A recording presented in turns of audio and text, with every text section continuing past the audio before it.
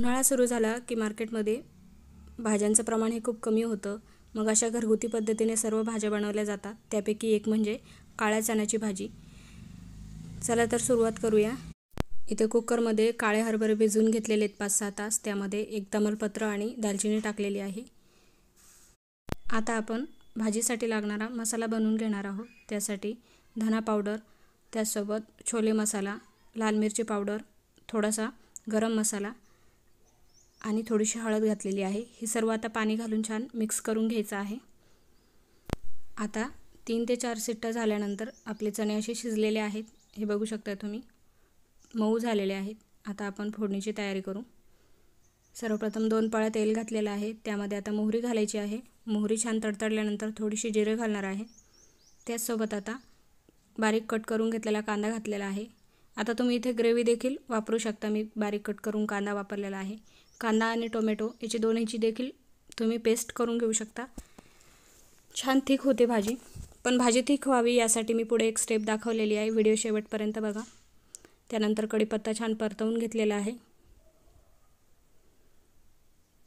कांदा लवकर परतला जावा यासाठी मीठ देखील घातलेलं आहे थोडं. सोबतच आलं आणि लसूण बारीक ठेचून घातलेलं आहे. आता हे छान सर्व लालसर रंगावरती परतून घ्यायचं आहे. त्यानंतर यामध्ये तयार केलेलं जे मसाला होता पाणी घालून पेस्ट केलेली ती घालायची आहे आणि छान आपल्याला आता बारीक गॅसवरती परतून घ्यायचं आहे. सोबतच टोमॅटो देखील यामध्ये घातलेले आहेत. आता आपल्याला झाकण ठेवून 4-5 मिनिटं ही ग्रेव्ही छान शिजवून घ्यायची आहे. आता भाजी छान घट्टसर व्हावी यासाठी थोडेसे चणे मिक्सरच्या भांड्यामध्ये अशी बारीक पेस्ट करून घेतलेले आहे थोडंसं पाणी घालून. सोबतच आपला सर्व मसाला देखील इथे छान तेल सुटेपर्यंत आपण भाजून घेतलेला आहे. आता यामध्ये थोडीशी कोथिंबीर घालणार आहे बारीक चिरलेली. पूर्ण छान मसाला आपला भाजून झाला आहे. आता कोथिंबीर घातल्यानंतर आपण यामध्ये शिजवलेले जे हरभरे होते आपले ते यामध्ये घालून घ्यायचे आहे आणि सोबतच ती मिक्सरच्या भांड्यामध्ये तयार केलेली पेस्ट देखील घालायची आहे आणि छान परतवून घ्यायचं आहे 1 ते 2 मिनिटं. ही पेस्ट अशी यामध्ये घातल्यामुळे छान घट्टसर भाजी होती. ही स्टेप स्किप करायची असेल तर तुम्ही टोमॅटो आणि कांद्याची पेस्ट देखील इथं वापरू शकता.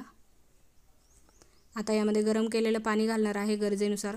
तुम्हाला कितपत पातळ किंवा रस्सा भाजी हवी यानुसार इथं पाणी वापरा. चणा आपण सुरुवातीला शिजवून घेतलेला आहे. इथे एक 2 ते 3 मिनिटं फक्त आपण या मसाल्यामध्ये शिजवून घेणार आहोत.